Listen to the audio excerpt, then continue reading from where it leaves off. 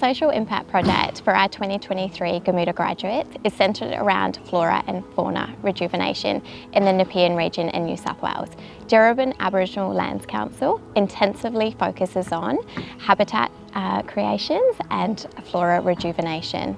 This closely aligns with Gamuda's core values and also our commitment to sustainability and habitat creations. We're bringing together the graduates from across various projects and various areas throughout the business.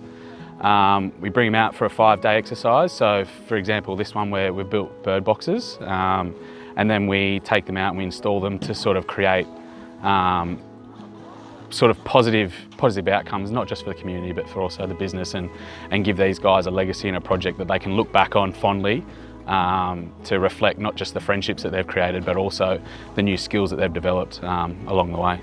When I look into like reserves and national parks and areas like that, I usually just like marvel in the nature without realizing that there's so much effort and work put into it for them to conserve that.